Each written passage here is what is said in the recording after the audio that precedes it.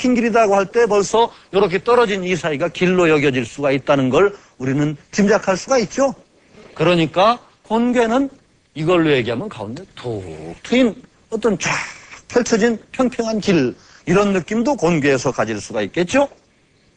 또 생각해 보세요. 건하고 비교하면 건이 나무 줄기, 탄탄한 굵은 나무 줄기라고 하면은 곤은 한쪽으로 뻗은 가지들, 이런 걸 연상할 수 있겠죠? 자, 한번 이렇게 연상을 다 되면은 여러 가지 연상들이 여기에 달라붙을 수가 있어요, 곤에는. 그러니까 건이 굵은 줄기나 뿌리라면은 거기서 뻗은 잔가지들, 이런 생각을 또 할 수도 있어요. 그러니까 건이 줄기면은 곤은 가지다, 이런 생각도 할 수 있는 거죠. 그리고 기본적으로 땅이 두 개 겹쳤으니까 땅이 두 개 겹쳤다라는 데서 우리는 또 많은 이미지를 얻어낼 수가 있죠.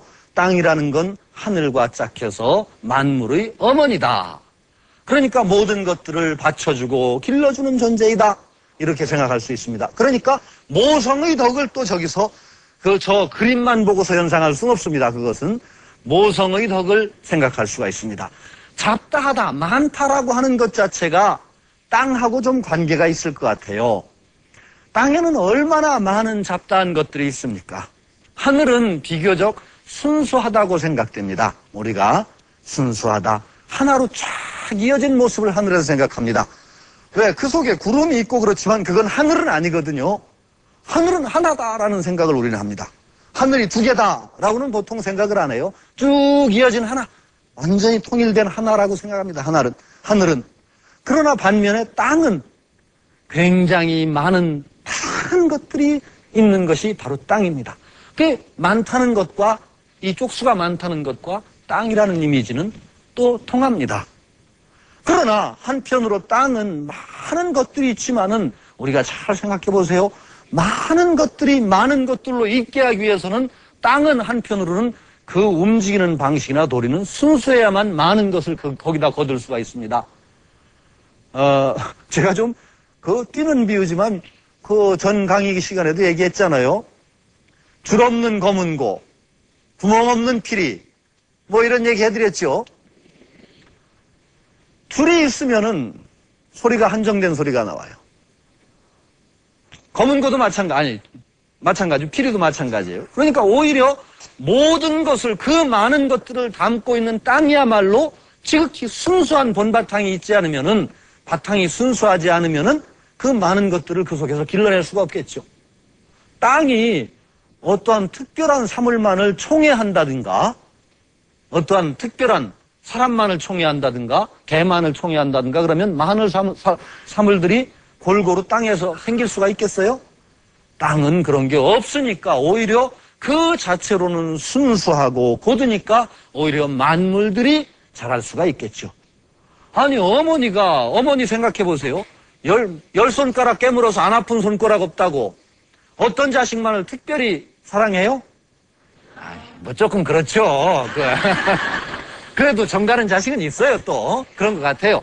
그렇지만 기본적으로 사랑이야말로 순수하게 공평하게 가는 겁니다.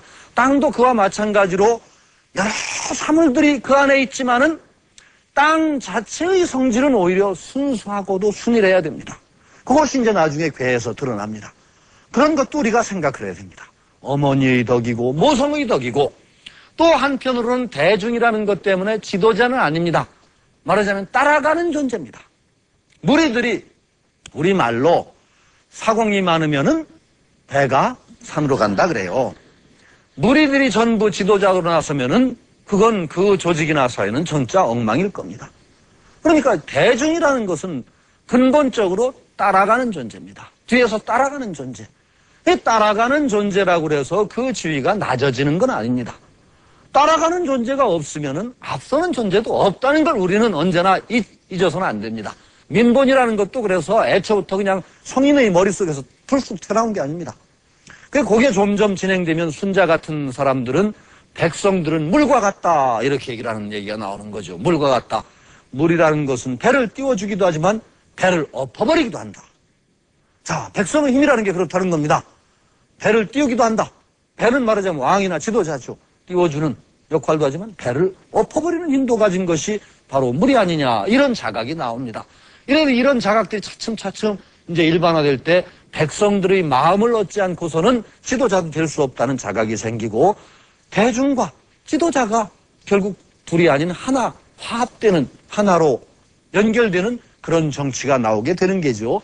여기서는 일단 대중이라는 것, 이것이 이제 가장 쪽수가 많다는 것 때문에 대중이라는 의미가 있고, 대중은 따라가는 존재입니다. 따라가는 존재이고, 또 어떤 경우에는 하늘과 땅이라는 것으로 이렇게 비유가 되기 때문에, 하늘이 임금이면 땅은 신하입니다. 신하의 도리를 또 상징합니다. 고는 신하의 도리. 또 남편이 하늘이면 부인은 땅입니다. 그러니까 부인의 도리입니다. 지아비 부자는 우리 농담으로 남편은 하느님과 동창이라고 하려고 하는 간이 배 밖으로 나온 남자들이 아직도 좀 있죠. 예, 그래서 그 사람들이 주장하는 건 한자 자체가 그렇게 생겨먹었다는 겁니다. 지아비 부자를 보면 하늘보다 한 꼭지 더 높대요. 그렇죠. 하늘 천자여서 한 꼭지 더 높은 게 지아비 부자 아닙니까? 하늘보다 더 높은 게 지아비다. 이렇게 주장하는 사람들도 있는데, 요새 그랬다가는 정말 밥 얻어먹기 힘들 대상인지도 모르겠습니다만은, 하여튼 하늘과 땅으로서 부부 관계를 얘기합니다. 그러니까 저것은 고는 또 한편으로는 처의 도리입니다. 아내의 도리를 또 얘기하고 있습니다. 그러니까 여기에서 처의 도리, 땅의 도리, 아내의 도리를 얘기할 때 가장 중요하게 얘기되는 것은 밑에서 받쳐주는 존재입니다. 자기를 드러내는 존재가 아니라 뭔가 밑에서 받쳐주는 존재입니다. 가정을 꾸리고 남편이 밖에서 일할 수 있도록 도와주고 자식을 거둬서 안을 단속하는 신하는 어떠냐? 공을 자기 것으로 하면 안 됩니다. 임금을 도와서 열심히 일을 하되 그 공이 내 거라고 얘기하면은 그런 신하는 거세당합니다. 공은 언제나